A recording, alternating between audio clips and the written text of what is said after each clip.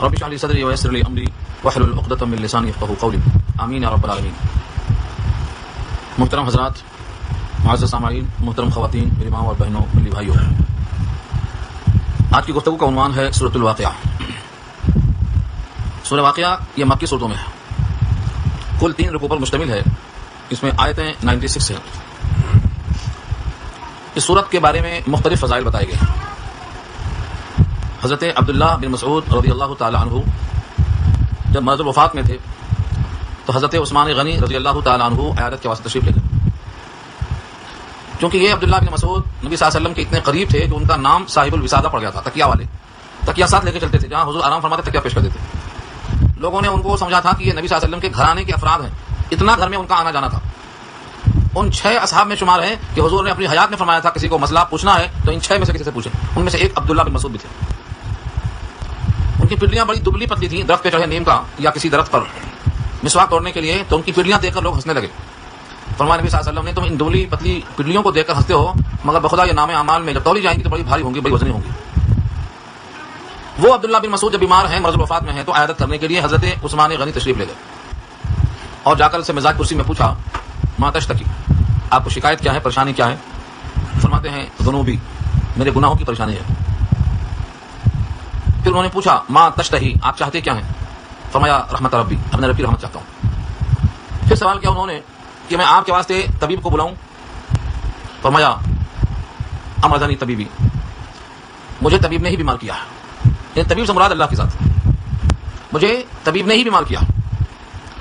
اس کے بعد انہوں نے فرمایا سوال میں آپ کے لیے بیت المال سے کچھ بھیجوں جو آپ کی حاجت کے واسطے کام میں آئے؟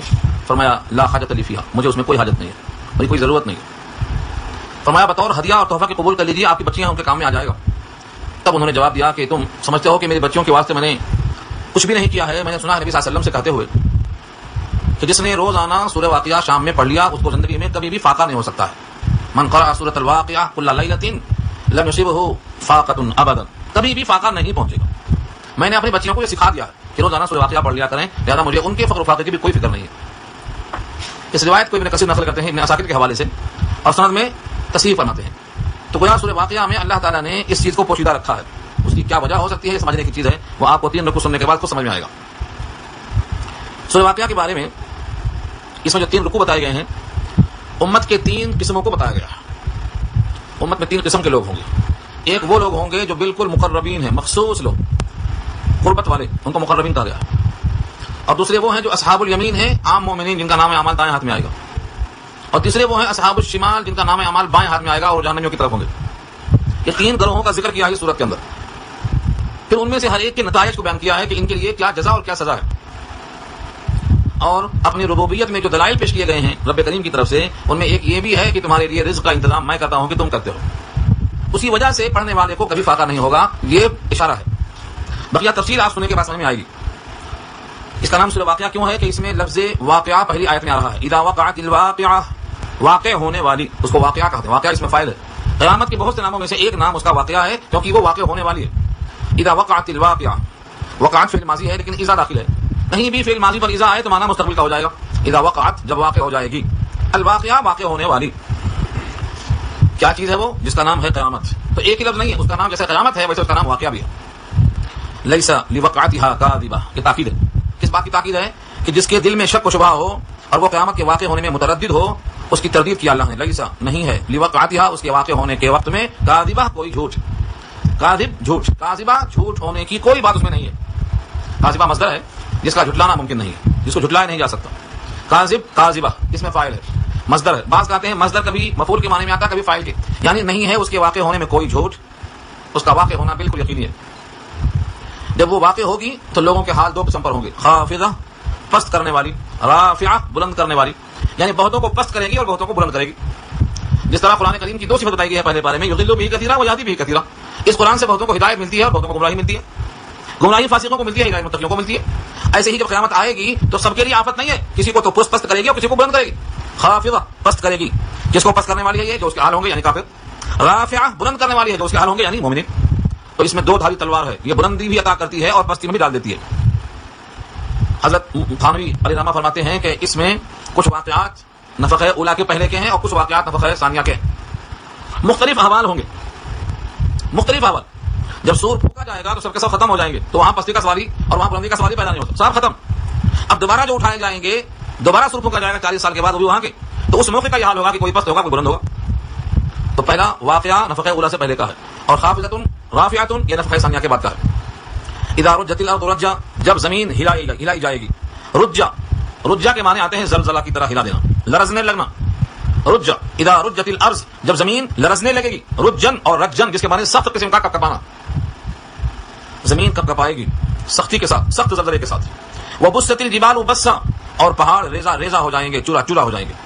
بست الجبال چورا ہونا، بسا ریزا ہو کر. فکانت ہباء منبثا بس یہ پھر ہو جائیں گے غبار پرا گندا. یعنی ایسے پہاڑ جو مضبوط ہیں یہ ریزا ہو کر غبار ہو جائیں گے. غبار ترجمہ کس کا ہے؟ ہبان کا. اور منبثا کے معنی پرا گندا، جہاں جہاں یہ غبار جاتا ہے اس میں ایک قسم سے آلودگی چھا جاتی ہے، یہ ہے پرا گندگی، اس کو منبثا کا ترجمہ کیا. بسا ہے بس معنی پھیل جانا، گرد و غبار اکٹھا نہیں گرتی ہے، پھیل کے گرتی ہے، یہ ہے منبثا. وکنتم ازواجا ثلاثہ یہاں سے اب واقعہ شروع ہوتا ہے کہ اب تم ہوگے 3 قسموں پر. کنتم پر بڑی طویل بحث ہے. کنتم سے مراد اگر صرف امت محمدیہ ہیں تب تو کوئی کلام ہی نہیں. وکنتم اور ہو جاؤ گے تم، ازواج جوڑے، زوج کی جمع ہے، مراد ہے قسمیں، ثلاثہ معنی 3. سارے جتنے بھی مخاطب ہو کنتم سے تم سب ہو جاؤ گے جوڑے کتنے؟ 3 قسم کے. سارے انسان کی تقسیم 3 قسموں پر ہو جائے گی. یا تو یہ اصحاب المیمنہ میں ہوں گے، یا اصحاب المشأمہ میں ہوں گے، یا مقربون میں ہوں گے. 3 میں سے کسی ایک جگہ ان کا شمار ہوگا، چوتھی کوئی لائن نہیں. یہاں کنتم سے مراد صرف امت محمدیہ ہے، یہ مان کے چلو. آخر میں یہ گفتگو آئے گی کہ اس سے مراد آدم سے لے کر ایدم جتنے نبی آئے ہیں ان تمام کے ماننے والے بھی 3 قسم پر ہوں گے. اور دونوں تفسیروں پر روایتیں موجود ہیں. آدم علیہ السلام سے لے کر قیامت تک جتنے انسان ہوں گے ان سب کی بھی 3 ہی قسم ہوگی، یا تو وہ مقرب ہوں گے، یا اصحاب الیمین میں ہوں گے، یا اصحاب الشمال میں ہوں گے. وہی 3 تقسیم امت محمدیہ میں بھی ہوگی. تو کنتم سے مراد اگر امت محمدیہ ہے تب تو کوئی کلام ہی نہیں. اور اگر اس سے مراد ہر انسان ہے تو پھر اس کی بھی 3 قسمیں ہوں گی. البتہ زیادہ مقرب کس جماعت میں ہوں گے اس پر بحث طویل ہے. امت محمدیہ میں مقرب زیادہ ہوں گے، یا دائیں ہاتھ والے زیادہ ہوں گے، یا بائیں ہاتھ والے زیادہ ہوں گے بمقابلہ سابقہ امتوں کے. کیونکہ سابقہ امتوں میں مقرب زیادہ ہونا چاہیے، کیونکہ وہاں تو کئی لاکھ تو خالی انبیاء ہیں، اور یہاں امت محمدیہ میں ایک ہی نبی. مقرب نبی سے بڑھ کر کون ہو سکتا ہے؟ اس لیے مقربین کی تعداد اگر سابقہ امتوں میں ہے، اس امت میں تعداد کم ہے تو کوئی حرج کی بات نہیں ہے کہ اس سے مراد انبیاء ہیں. البتہ اصحاب الیمین زیادہ امت محمدیہ میں ہوں گے اصحاب الشمال کے مقابلے میں. یہ بحث آگے آ رہی ہے. وکنتم ازواجا ثلاثہ اور تم ہوگے 3 قسموں پر. فاصحاب المیمنہ ما اصحاب المیمنہ بس داہنے ہاتھ والے کیا خوب ہیں دائیں ہاتھ والے. تعریف کے واسطے یہ جو جملہ ہے ما اصحاب المیمنہ، ما اصحاب یہ افعال مدح میں سے آتا ہے، ایسا ہی تعریف کی جاتی ہے. اور داہنے ہاتھ والے کیا خوب ہیں دائیں ہاتھ والے، یوں ہے تعریف کرنے کے واسطے. یہ صیغہ آتا ہے، یہ وزن آتا ہے. یہ لفظ کا جو ترازو میں تولنے سے بیٹھتا ہے، ما احسنا، ما اکرما، ما اصحابہ، جتنے بھی ایسے الفاظ آئیں گے سب تعریف کرنے کے واسطے آئیں گے. اور اگر بجائے میمنہ کے یہی مشأمہ آ جائے تو برائی کرنے کو آئیں گے، کیا خوب ہیں برے لوگ. بائیں ہاتھ والے بھی کیا خوب بائیں ہاتھ والے ہیں، مطلب برائی میں وہ آگے بڑھ گئے یا اچھائی میں آگے بڑھ گئے. واصحاب المشأمہ ما اصحاب المشأمہ، مشأم شئم کے معنی آتے ہیں برائی، بائیں ہاتھ سے مراد ہے. جن کا نام عمل بائیں ہاتھ میں آئے گا ان کی برائی ظاہر ہو گئی، کیونکہ سورہ انشقاق میں گزر چکا ہے. بائیں ہاتھ میں نام اعمال دینے کا مطلب یہ ہوگا کہ بائیں ہاتھ کو سینے میں داخل کر کے پیچھے کر دیا جائے گا، اور ان کا نام اعمال پیٹھ کے پیچھے سے دیا جائے گا، سامنے سے نہیں دیا جائے گا. واما من اوتی کتابہ بشمالہ، یہ بشمال بائیں ہاتھ، شمال کا لفظ سورہ حق میں یہاں بھی آیا، اور پیٹھ کے پیچھے کا لفظ سورہ انشقاق میں. واما من اوتی کتابہ وراء ظہری، پیٹھ کے پیچھے. ان دونوں کا ایک حال ہوگا، فسوف يدعو ثبورا، موت کو پکارے گا، ہائے موت کرے گا. تو پیٹھ کے پیچھے جن کو نام اعمال دیا جائے گا وہ اصحاب المشأمہ. تو دائیں ہاتھ والے کیا دائیں ہاتھ والے ہیں، اور بائیں ہاتھ والے کیا بائیں ہاتھ والے ہیں. والسابقون السابقون اور سبقت کرنے والے، سبقت لے جانے والے ہیں. سابق اردو میں استعمال ہے، سبقت کرنے والا، آگے بڑھ جانے والا. ہمارے پاس سابق کا لفظ اردو میں استعمال ہے. سوابق اس کی جمع آتی ہے، اس کی ضد ہے لواحق، لاحق اس کا واحد ہے. پیچھے سے جوڑ دیا تو لاحق، اور آگے جوڑ دیا تو سوابق. اس کو ہم بولتے ہیں پریفکس سفکس، آگے سے پیچھے سے. تو سابق سے مراد یہاں ہے اسلام میں پہل کرنے والے، نیکیوں میں سبقت کرنے والے. جتنے افعال خیر ہیں ان میں سب سے زیادہ پہل کر کے آگے بڑھ جانے والے. نمازوں کے ہر صفوں میں نماز ہوتی ہے لیکن سب اول میں آنے والے سبقت کرنے والے ہیں. بعض نے کہا نماز کے اول وقت اہتمام کرنے والے، بعض نے کہا ہر نیکی میں پہل کرنے والے. مختلف تفسیروں میں مختلف باتیں آئی ہیں، ان تمام کا حاصل یہ ہے کہ جو نیکیوں میں سبقت کرے گا نام اعمال میں سبقت ہوگی اور نتیجے میں سبقت پائے گا. یہاں وہی مراد ہے. والسابقون السابقون اور سبقت لے جانے والے، ماشاءاللہ سبقت لے جانے والے. اولئک المقربون، یہی لوگ تو مقرب ہیں. مقربون جمع ہے، اس کا مقرب واحد ہے. مقرب معنی جسے قریب کیا گیا، جنہیں قربت حاصل ہو گئی. اس سے مراد قربت الہی ہے. ہر بندہ اللہ سے قریب ہونے کو چاہتا ہے، اگر نہیں چاہتا ہے تو اس کو مزہ ہی نہیں معلوم ہے قربت کا. جو بندہ اللہ سے قربت چاہتا ہے اللہ بھی اس بندے سے قربت چاہتے ہیں، اور جو بندہ اللہ سے قربت نہیں چاہتا ہے اس بندے سے اللہ بھی قربت نہیں چاہتے. مسلم کی روایت ہے من احب لقاء اللہ احب اللہ لقاءہ ومن کرہ لقاء اللہ کرہ اللہ لقاءہ. جو اللہ سے ملنا ہی نہیں چاہتا ہے اللہ بھی اسے ملنا کیوں چاہیں گے. اور جو اللہ سے ملنا چاہتا ہے اللہ بھی اسے ملنا چاہیں گے، جواب برابر ہے۔ تو یہ مقرب لوگ کون ہیں؟ جنہیں قریب کیا گیا ہے، جنہوں نے ہمیشہ اللہ کی قربت تلاش کی ہے۔ قربت تلاش کرنے کا مقصد دائمی جنت ہے یا دائمی رضا ہے یا دونوں کا مجموعہ ہے، لیکن بندے جو سبقت کرنے والے ہیں نیکیوں میں وہی لوگ مقرب ہیں۔ تو اب یہاں 3 گروہ ہو گئے۔ اصحاب المیمنہ، ان کو ان کی تعریف ابھی نہیں آئی۔ اصحاب المشأمہ، ان کی بھی ابھی نہیں آئی۔ نمبر 3 پہ لائے ہیں السابقون السابقون کو، جو مقربین ہیں۔ اب ان کا نام آخر میں آ کر چاہا ہے، لیکن اب ان کی لگے ہاتھوں وضاحت ہو جائے گی کہ یہ کون کون ہیں، کتنا پہلی جماعت میں ہیں، کتنا بعد کی جماعت میں ہیں، ان کے واسطے کیا نتیجہ ہے، ان کے واسطے کیا نعمتیں ہیں۔ اس کے بعد پھر الگ ترتیب اصحاب الیمین آئیں گے، اصحاب الشمال آئیں گے۔ اصحاب المقربون کو فرمایا فی جنات النعیم، نعمت میں ہوں گے، نعمت کے باغ، جنات باغات بارہ آ چکا ہے۔ النعیم نعمت سے بنا ہے، نعم کے معنی نعمتوں کے آتے ہیں۔ اس انسان کے چہرے کو بھی جو تر و تازہ ہو، نعمتوں سے پروردہ ہو، خوب نعمتوں سے نوازا گیا ہو، اس کو بھی کہتے ہیں متنعم، تنعم والا، یعنی خوب زیادہ دولت میں پلا ہوا۔ اللہ نے فرمایا کہ یہ لوگ جنات النعیم میں ہوں گے، نعمت کے باغ میں ہوں گے۔ ان کی تعداد زیادہ پہلے لوگوں میں ہوگی یا بعد میں، یہ اصل چیز ہے۔ فرمایا ثلۃ من الاولین، ثلہ کہتے ہیں ایک بڑی جماعت کو، ثلہ سے لام ہے، ثلہ بڑی جماعت، کثیر جماعت۔ اگر 100-200 میں ہے تو ثلہ نہیں بولتے ان کو، ثلہ کا مطلب بہت بڑی تعداد، جمع غفیر، انبو، ان کو ثلہ کہا۔ تو اصحاب المقربین جن کو کہا ہے، جو سبقت کرنے والے ہیں نیکیوں میں، جو نعمت کو باغوں میں ہوں گے، یہ کتنے ہوں گے؟ ثلہ، بہت بڑی جماعت ہوگی، من الاولین، پہلوں سے۔ اول مانے پہلے، اولین اس کی جمع ہے۔ اس پہلے سے مراد کیا ہے؟ امت محمدیہ کے پہلے، تو پھر آدم سے لے کر حضرت عیسیٰ تک جتنے نبی ہیں وہ پورے کے پورے اولین میں شمار ہوں گے، اور ان کے اندر مقربین ایک بڑی تعداد نکلے گی۔ جیسے میں نے ابھی عرض کیا کہ ان کی تعداد اولین مقربین زیادہ کیوں نکلے گی، کہ وہاں تو انبیاء ہی بہت زیادہ ہیں، کیونکہ آدم سے لے کر حضرت عیسیٰ تک سارے نبی آئے، امت محمدیہ میں ایک ہی نبی ہے، اور نبیوں سے بڑھ کر مقرب کون ہو سکتا ہے؟ اسی واسطے یہ مقربین زیادہ سے زیادہ کہاں ہوں گے؟ پہلی جماعت میں ہوں گے۔ ثلۃ من الاولین وقلیل من الاخرین، وقلیل من الاخرین، آخرین نہیں، آخرین، آخر دوسرے اور آخر بعد والے، یہ آخر سے مراد امت محمدیہ ہے۔ وقلیل من الاخرین، اور تھوڑے سے ہوں گے آخرین میں سے، یعنی پچھلوں میں سے۔ امت محمدیہ میں سے قلیل ہوں گے، اور سابقہ جماعتوں میں سے ایک ثلہ ہوں گے یہ مقربین۔ امت محمدیہ میں کم کیوں ہوں گے؟ اس کی وجہ وہی ہے، یہ اس توجہ پر ہے جب یہ کہا جائے کہ ثلۃ من الاولین سے مراد سابقہ امت ہے، اور قلیل من الاخرین، آخرین سے مراد آخری جماعت امت محمدیہ، تو یہ تشریح ہوگی، یہ بھی ثابت ہے، کئی روایتیں اور کئی صحابہ سے منقول ہے۔ لیکن جو راجح قول ہے، جس کو نبی صلی اللہ علیہ وسلم نے فرمایا کہ وہ دونوں اولین و آخرین دونوں ہما من امتی، دونوں میری امت میں سے ہوں گے، تو اس کا مطلب یہ ہوگا کہ وہ زمانہ جو نبی صلی اللہ علیہ وسلم کے زمانے سے قریب ترین ہے وہ اولین ہے، اس میں مقربین زیادہ ہوں گے، اور جو نبی صلی اللہ علیہ وسلم کے زمانے کے بہت بعد میں آئے گا اس میں مقربین تھوڑے سے ہوں گے، وہ ہے قلیل من الاخرین۔ اس روایت کو راجح قرار دیا ہے، اس پر دلیلیں بہت سی ہیں، جیسے مثال کے طور پر فرمایا نبی صلی اللہ علیہ وسلم نے بہترین زمانہ میرا زمانہ ہے، نبی موجود ہیں، کوئی معاملہ پیش ہوتا ہے آیتیں نازل ہوتی ہیں، فرشتہ آتا ہے، نبی کی نگرانی میں تصفیہ ہوتا ہے، اہل حق کو حق مل جاتا ہے، مظلوم کی فریاد سنی جاتی ہے، بہترین زمانہ میرا زمانہ۔ اس کے بعد وہ زمانہ بہتر ہے جو مجھ سے متصل ہے، اس کے بعد جو مجھ سے متصل ہے، یعنی اصل کار خیر پاور ہاؤس نبوت کا زمانہ ہے۔ اب جو جتنا پاور ہاؤس سے دور ہے اتنا وہ نیکیوں سے دور ہے، اتنا ہی اس کی فکر میں کمی اور سستی آتی چلی گئی۔ اسی واسطے اس روایت کو بڑی اہمیت دی گئی ہے، خیر القرون قرنی ثم الذین یلونہم ثم الذین یلونہم، بہترین زمانہ میرا زمانہ ہے، پھر جو اس سے متصل، پھر جو اس سے متصل۔ 2 ہی بار کہا حضور نے یا 3 بار کہا راوی کو شک ہے، اگر قرنی کو 2 بار کہا تو پہلا زمانہ حضور کا، صحابی کا، اس کے بعد کا زمانہ تابعی کا، اس کے بعد کا زمانہ تبع تابعی کا، ان 3 زمانوں تک کے واسطے تذکرہ فرما دیا ہے۔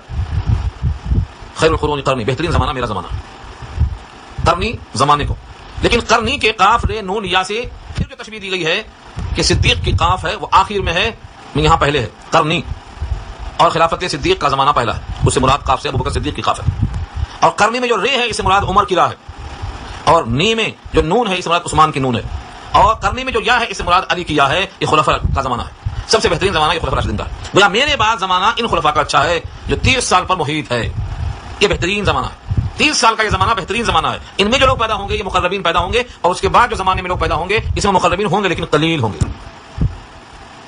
اس کی وجہ یہ ہے صحابہ کے برابر کوئی ہو ہی نہیں سکتا وہ پہلے زمانے میں، تابعین کے برابر کوئی نہیں ہو سکتا وہ پہلے زمانے میں، تبع تابعین پہلے زمانے میں، ائمہ اربعہ پہلے زمانے میں، محدثین پہلے زمانے میں۔ اب تو یہ حال ہے کہ بخاری کی کتاب اگر نہ ہو تو کسی کو حدیث زبانی آتی نہیں ہے، امام بخاری کو 1 لاکھ حدیث زبانی آتی، وہ بھی صحیح حدیث ہے، آج 1 لاکھ نہیں 1000 ڈھونڈنے ملیں گے، کس کو یاد 1 لاکھ، 1000 کس کو یاد ہے، 100 کس کو یاد ہے، 40 کس کو یاد ہے، میری امت میں جس کو 40 حدیثیں یاد ہوں گی وہ محدث میں شمار کیا جائے گا، آپ تو 40 بھی یاد نہیں ہے کسی کو۔ لوگ کوشش کرتے ہیں چہل حدیث بچوں کے لیے، چہل حدیث عورتوں کے لیے، چہل حدیث بڑوں کے لیے چن کے چھوٹی سے چھوٹی ڈھونڈ کے لا رہے ہیں تاکہ یاد کرنے میں آسانی ہو، لیکن جتنی آسانی پیدا کرنے کی کوشش کی گئی اتنا ہی امت دور ہو گئی، مرض بڑھتا گیا، جو دوا جتنا علاج کیا اتنا مرض بڑھتا چلا گیا۔ اب کسی کو بھی 2-4 حدیثیں بھی یاد نہیں ہیں، یہ بڑے شرم کی بات ہے۔ گانے یاد ہیں، کہانیاں یاد ہیں، قصے یاد ہیں، افسانے یاد ہیں، جھگڑے یاد ہیں، لیکن ہمیں نبی کی باتوں میں سے 4 بات یاد نہیں ہے، ان کے لفظوں کی برکت سے اپنی زبان کو کم سے کم تازہ کرنا چاہیے، کچھ تو یاد ہونا چاہیے. چھوٹی چھوٹی حدیثیں چن کر 40 حدیثیں بچوں کو یاد کراؤ، خود بھی یاد کرو، نبی کی دعا میں شامل ہو جاؤ کہ یہ بندہ محدثین میں شمار ہوگا اللہ کے یہاں، بہت بڑا اعزاز ہے. خیر یہ بات یہاں سے چلی گئی. ہمیں اشارہ کرنا یہ تھا کہ مقربین لوگ زیادہ پہلے لوگوں میں ہوں گے. اگر یہ پہلے سے مراد آدم کا زمانہ ہے تو انبیاء کی وجہ سے، اور اگر یہ دونوں امت محمدیہ ہی مراد ہیں تو وہاں زیادہ ہوں گے صحابہ اور تابعین کی وجہ سے، دونوں اسی امت کے. راجح قول یہ ہے کہ زیادہ مقربین پہلوں میں سے ہوں گے، کچھ مقربین تھوڑے سے پچھلے لوگوں میں سے ہوں گے.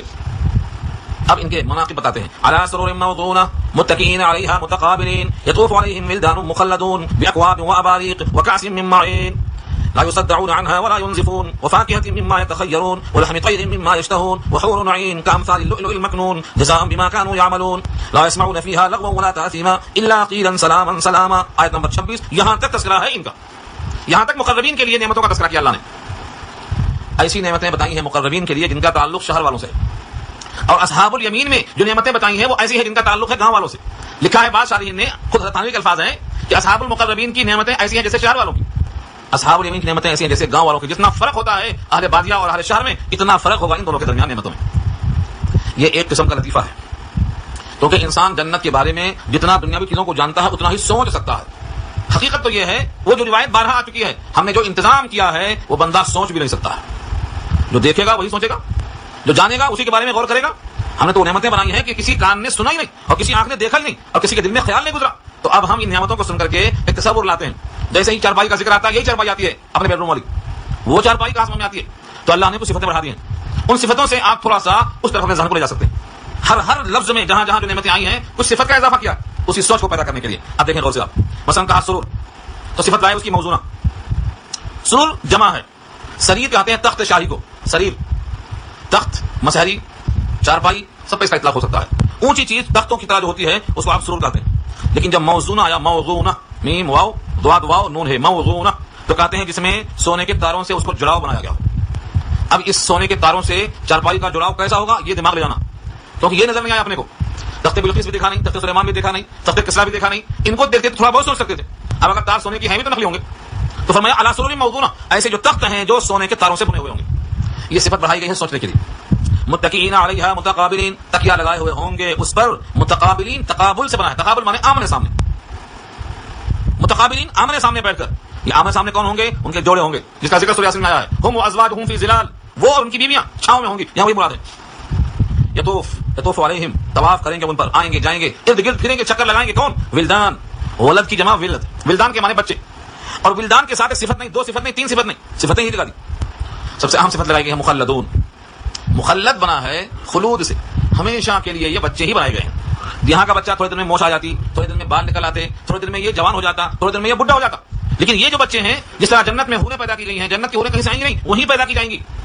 اور یہ پیدائش دنیا کی طرح نہیں ہوگی کہ نکاح ہوگی، شادی ہوگی، صحبت ہوگی تو بچے ہوں گے. وہاں کی حوروں کو اللہ نے اس سے آزاد پیدا کیا ہے. جیسے ان حوروں کو پیدا کیا ہے جن کا ذکر کیا رہا ہے، ایسے ان بچوں کو پیدا کیا ہے، وہ ہمیشہ بچے ہی رہیں گے. جس ڈھب سے پیدا کیا ہے ہمیشہ اسی ڈھب پہ رہیں گے. سورۃ الدہر میں فرمایا ہے یہ بچوں کے بارے میں، جب یہ بچے آئیں گے جائیں گے طواف کرتے ہوئے آپ خوروں کے ساتھ تب نکلیں گے تو ایسا معلوم ہوگا کہ یہ بچے نہیں ہیں بلکہ چھپائے ہوئے موتی ہیں جو کھولے گئے ہیں اور ادھر سے ادھر لگ رہے ہیں. کانہم لؤلؤ منثورا، بکھرے ہوئے موتی ہیں. اور ہمیشہ یہ اسی طرح بچے ہی رہیں گے. کیا لے کے چکر لگائیں گے؟ باکواب و اباریق. اکواب جمع ہے کوب، کی پیالیاں جس میں پکڑنے کی کوئی چیز نہ ہو. ہمارے پاس گلاس ہے، کوئی چیز پکڑنے کی نہیں ہوتی، ایسے گول پیالیاں جس میں کوئی پکڑنے کا نظریہ ہو اس کو کوبن کہتے ہیں. جمع اکواب، پیالیاں، آب خورے. اور اباریق ابریق کی جمع، ابریق کہتے ہیں بدنی کو، لوٹا جس میں ایک طرف سے پانی نکلنے کا ہو ایک طرف پکڑنے کا بھی ہو. آج کل جو پلاسٹک کے بدنے آتے ہیں یہ اگر پہلے دیکھتے ہوں گے آپ تو بدنی بولتے تھے اس کو. چاندی کی بھی آتی، سلور کی بھی آتی، پھول کی بھی آتی، تانبے کی بھی آتی. یہ مراد ہے اباریق سے. ابریق اس کا واحد ہے. تو ایسے آبخورے ہوں گے جس میں پکڑنے کا کچھ بھی نہیں ہوگا، گول پیالیاں ہوں گی. اور ایسے آبخورے بھی ہوں گے جو بہترین قسم کے لوٹے ہوں گے. وہ کاسن، اور بہترین جام ہوگا. کاسن کی معنی پیالہ جس میں جام پیش کیا جاتا ہے. جام جم، ایران کا جام بڑا مشہور تھا، اقبال نے اس کو پیش کیا ہے. جام جم، تمہارے جام جم سے میرا جام سفار اچھا ہے. تو جام جم اس کسرا کے اس پیالے کی تشبیہ دیا. تو کاسن کے معنی پیالہ، شراب کا پیالہ. کیسی شراب ہوگی؟ من معین. معین کے معنی آتے ہیں صاف شراب جو بہتی ہوئی ہو. سورہ ملک میں آیا ہے من معین، معین میٹھا پانی. یہاں مراد ہے ایسا مشروب، ایسا پیالہ جو معین سے ہوگا، یعنی بالکل صاف ستھرا ہوگا. یہ شراب جو بہتی ہوئی ہوگی جاری، اس کا پیالہ ہوگا. جس طرح جنت میں فرمایا 4 نہریں ہوں گی جاری، اس میں سے ایک دودھ کی ہوگی، ایک شراب کی، اور ایک شہد کی اور ایک پانی کی. تو یہ اسی شراب کا پیالہ ہوگا جو نہر جاری ہے شراب کی. دنیا کی شراب پینے کے بعد آدمی لڑتا ہے، سر میں چکر آتا ہے، درد آتا ہے. یہاں وہاں پڑا رہتا ہے. فرمایا لا یصدعون عنہا، اس سے سر میں درد نہیں ہوگا. لا یصدعون، صدعون کے معنی درد. لا یصدعون عنہا، انہیں درد سر اسے نہیں ہوگا. ولا ينزفون، اور نزفن کے معنی آتے ہیں کنویں کا پورا پانی سینت لینا، یعنی ان کی پوری عقل میں فطور آ جانا. فرمایا لا ينزفون، ان کی عقل میں فطور نہیں آئے گا. پینے کے بعد بھی نہ یہ سر کا درد اور چکر محسوس کریں گے اور نہ یہ عقل کو ضائع کر کے بے عقل بن جائیں گے. وفاکہۃ، اور میوے جمع فواکہ، مما، ان میووں میں سے، یتخیرون، جن کو یہ پسند کرتے ہیں. اختیار، مختار، تخیر سب کا مادہ ہے پسندیدہ، جس کو یہ پسند کیا کرتے ہیں ایسے میوے ہوں گے. ولحم طیر، اور پرندے کا گوشت. لحم کے معنی گوشت اور طیر کہتے ہیں پرندے کو. پرندے کا گوشت ہوگا. مما یشتہون، ان میں سے جس کی وہ اشتہا رکھتے ہیں. یشتہون اردو میں اشتہا. بھائی کھانا کھا لیجیے تو کہتے ہیں ہمیں اشتہا نہیں ہے. اشتہا نہ دارے ہمیں خواہش نہیں ہو رہی ابھی. یہاں پر ان پرندوں کے گوشت کی اشتہا کا مطلب یہ ہے، کبھی لوگ چاہتے ہیں بھنا ہوا ہو، کبھی چاہتے ہیں کہ نمک زیادہ ہو، کبھی چاہتے ہیں ذرا سا سلسلہ ہو. جس قسم سے اس کو چاہتے ہیں تیار ملے گا. یہ ہے اشتہا. اس پر حدیثیں بہت ہیں مزاری میں. علامہ خالد صاحب لکھتے ہیں تفسیر مزاری میں کہ پرندہ اڑتا ہوگا، ان کے دل میں خیال آئے گا کہ یہ پرندہ ایسا بھنا ہوا سامنے آئے، فوراً حاضر ہو جائے گا. جنتیوں کے لیے بٹن کیا ہوگا؟ تو یونس میں کہا ہے سبحانک اللہم، سبحانک اللہم، یہ ان کی زبان سے نکلے گا اور وہ چیز حاضر ہو جائے گی. ہمارے پاس بڑے بڑے ہوٹل میں بٹن دباتے ہیں تو کوئی حاضر ہوتا ہے، یہاں بٹن دبانا نہیں ہے، دل میں آپ کے خیال آتے ہی زبان پہ لفظ آئے گا سبحانک اللہم. یہ الفاظ تو یونس 11 میں جیسے زبان سے نکلے گا چیز حاضر ہو جائے گی جس طرح ہو جائے گا. ان ساری نعمتوں کے بعد تنہائی محسوس ہوگی. فرمایا وحور عین، حور کہتے ہیں بڑی بڑی آنکھوں والی حور ہے. عین، حور کی صفت عین ہے. کہتے ہیں حور کہتے ہیں جن کی آنکھوں میں سفیدی بہت سفید ہو اور سیاہی بہت سیاہ ہو، ایسی آنکھوں کو حور کہا جاتا ہے. اسی وجہ سے صفت لائیں اس کی حور کے ساتھ عین، بڑی بڑی آنکھوں والی حور ہیں. اگر آنکھیں بڑی ہیں لیکن سفیدی کم ہے، یا سفیدی میں سفیدی کم ہے، یا پتلی میں سیاہی کم ہے، تو اس کے اندر یہ لفظ شامل نہیں ہے. بہت پرانا شعر ہے ہمارے استاد سنایا کرتے دیوبند میں، مزہ برسات کا چاہو تو ان آنکھوں میں آ بیٹھو، سیاہی ہے، سفیدی ہے، شفق ہے، ابر بارہ ہے، سب اس کے اندر آ گیا. تو سیاہی کیا ہے؟ پتلی ہے. سفیدی کیا ہے؟ وہ سفید جس کو حور کہا ہے. اور شفق کیا ہے؟ لال ڈورے، اور ابر بارہ گرتا ہوا آنسو. ان تمام چیزوں کی تشبیہ دیا. تو حور عین میں رنگ گورا ہونا اور آنکھ کی پتلی کا سیاہ ہونا اور سفیدی کا خوب سیاہ ہونا، یہ تین چیزوں کا مجموعہ ہے، تو اس کو حور عین کہا گیا ہے. دنیا والے دنیا کی آنکھیں دیکھے ہوئے ہیں، سمجھ نہیں سکتے تھے اتنا وضاحت کے باوجود، تو اللہ نے اس کی تشبیہ دے دی. کأمثال اللؤلؤ المکنون، کاف تشبیہ کے لیے ہے، جیسے ان کی مثال ہے لولو موتی، المکنون چھپا ہوا سیپی میں. اگر موتی نکل گیا ہے تو گرد و غبار بیٹھ گیا؟ نہیں، ایسا موتی جو ابھی چھپا ہوا ہے، نکالا ہی نہیں گیا سیپی میں سے، سیپی میں سے نکالا گیا بے غبار، کیسا وہ چمکدار ہوگا، بس ایسا تشبیہ دیا اللہ نے. کأمثال اللؤلؤ المکنون. جس تعریف کو اور جس تشبیہ کو اللہ تعالیٰ خود اتنی جو ہے وضاحت سے فرما رہے ہیں، بندے کو چاہیے کہ ان پر پہلے سے جو یقین ہے اس کو اب یقین کر کے پیچھے نہ رہے، بلکہ اس کو عین الیقین تک پہنچے. کیونکہ اللہ نے جو کچھ فرمایا ہے اس پر یقین کرنا اپنی آنکھوں سے زیادہ یہ کلام الہی کا حق ہے. اپنے سماعت سے زیادہ، اپنے فہم سے زیادہ، اپنے مشاہدے سے زیادہ اللہ کے کلام پر یقین کرنا یہ تقاضا ایمان ہے. ان چیزوں کو اللہ نے پیش کیا ہے. فرمایا یہ سب جزا ہے، یہ سب بدلہ ہے. جزاء بما كانوا يعملون، یہ بدلہ ہے ان تمام کاموں کا جو کیا کرتے تھے. یہاں ایک لفظ قابل تشریح بہت ہے. جزا کے بعد لفظ ہے بیما، اس میں با لگا ہوا. یہ با دو قسم کا تھا، بہت سی قسمیں ہیں لیکن سمجھانے کے وقت دو قسمیں سمجھ لیا اس کی. ایک با ہے وہ جس کو ہم کہتے ہیں عوض، بدلہ، پیسے کے بدلے پان، اس کو کیا کہتے ہیں؟ بدلہ. اور دوسرا با آتا ہے جو بیان کرتا ہے سبب، ریزن. یہاں پر دونوں کا امکان ہے. جزاء بما كانوا يعملون، بدلہ ہے بسبب اس کے جو وہ کام کیا کرتے تھے، یعنی اعمال صالحہ کرتے تھے، اس کو سبب بنا کر اللہ نے بدلہ دے دیا. تو اس کا مطلب ہوگا جنت عمل کا بدلہ نہیں ہے، بلکہ عمل کو سبب بنا کر جنت اللہ کی عطا. اور اگر با کو ہم عوض قرار دیں تو معنی ہوگا کہ یہ بدلہ ہے عمل کا بدلہ. لیکن جتنی حدیثیں ملیں گی تائید میں کہ جنت عمل کا بدلہ نہیں ہے، عمل کو سبب بنا کر اللہ کا فضل ہے. یہ فضل سب پر نہیں ہوگا، یہ فضل ان کو ہوگا جن کو اعمال کے لیے فضل ہوا تو توفیق ہوئی نماز پڑھنے کی. جن کو اعمال صالحہ کے لیے فضل ہوا انہی کے لیے فضل ہوگا جنت کا بھی، لیکن سبب بنے گا یہ عمل صالح. جنت معاوضہ نہیں، ہمارے عمل، ہماری نماز، ہمارے سجدے، ہمارے روزے کیا اس قابل ہیں کہ جنت خرید سکے اسے؟ ان اعمال کی توفیق بھی اللہ کا فضل ہے، اور ان اعمال کو سبب بنا کر جنت کو دینا یہ بھی اللہ کا فضل ہے. اس موقع پر میں نے روایت سنائی تھی، آپ کو اس سے پہلے آپ بھول گئے ہوں گے. بخاری میں 2 جگہ وہ روایت آئی ہے. فرمایا نبی صلی اللہ علیہ وسلم نے تم میں سے کوئی شخص محض اپنے عمل کے بلبوتے پر جنت میں نہیں جا سکتا.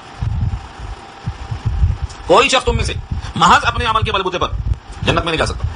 صحابہ نے پوچھا ولا انت یا رسول اللہ، کیا آپ بھی؟ آپ نے داہنا ہاتھ اپنے سر پہ رکھا اور فرمایا ولا انا، اور میں بھی نہیں، الا ان يتغمدني الله تعالی برحمت واسعہ، مگر یہ کہ مجھ کو اللہ نے اپنے خصوصی رحمت میں ڈھانپ رکھا ہے. یہ روایت بخاری میں 2 جگہ آئی.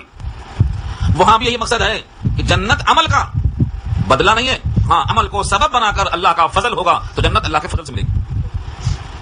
اگر عمل کے برابر دیا تو عدل ہے، عمل سے بڑھ کر دیا تو فضل ہے.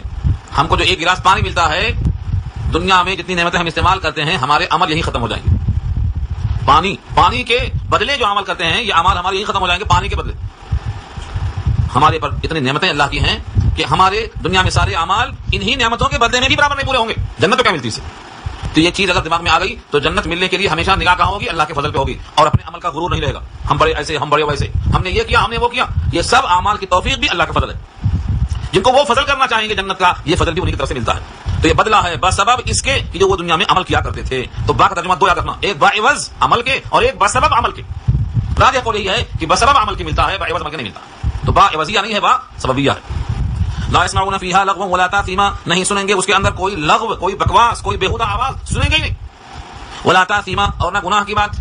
آج کیا ہے، بیٹے کو باپ نے قتل کر دیا، صدمہ ہو رہا ہے کسی کا واقعہ سن کر صدمہ ہو رہا ہے، پڑوسی نے پڑوسی کو مار دیا، دونوں مسلمان، سن کے صدمہ ہو رہا ہے۔ یہاں کوئی ایسی بات سنیں گے نہیں گناہ کی، کوئی آواز بک کی، کوئی بکواس نہیں آئے گی، اور نہ کوئی گناہ کی بات آئے گی۔ کون سی آواز آئے گی؟ الا قیلا سلاما سلاما، مگر یہی ایک آواز جو کہا جائے گا سلام سلام، سلامتی ہی سلامتی کی آواز آئے گی۔ والملائکۃ یدخلون علیہم من کل باب سلام علیکم بما صبرتم فنعم عقبی الدار۔ سورہ رات کے الفاظ ہیں، ہر دروازے سے فرشتہ آئے گا، داخل ہوتے ہوتے یہی کہے گا سلام علیکم بما صبرتم، تمہارے صبر کا صلہ یہ ہے کہ تم پر سلامتی ہے۔ فنعم عقبی الدار، کیا بہترین ہے آخرت کا۔ جب جب کوئی فرشتہ آئے گا تو سلام، یہاں تک کہ جب داخلہ ہوگا سلام علیکم طبتم فادخلوها خالدین، ہر بندے پر سلامتی کی آواز آئے گی۔ آپس میں ملاقات ہوگی تب بھی السلام علیکم کی آواز آئے گی، وہاں بھی سلام رہے گا۔ دنیا کے قول میں سے ایک قول وہاں منتقل ہوگا، وہ ہے السلام علیکم، مگر ہم یہی بول کے بیٹھے ہیں، انتظار کرتے ہیں وہ ہم کو سلام کریں تو ہم کو جواب دیں گے، حالانکہ سلام کرنے والے کو ثواب زیادہ ہے، جواب دینے والے کو ثواب کم ہے۔ میں نے پہلے بھی کہا تھا، سلام کرنا سنت ہے، جواب دینا واجب ہے، یہی ایک واجب ہے اور یہی ایک سنت ہے۔ اس سنت کا ثواب زیادہ ہے واجب سے بھی، کیونکہ اس نے پہل کیا ہے۔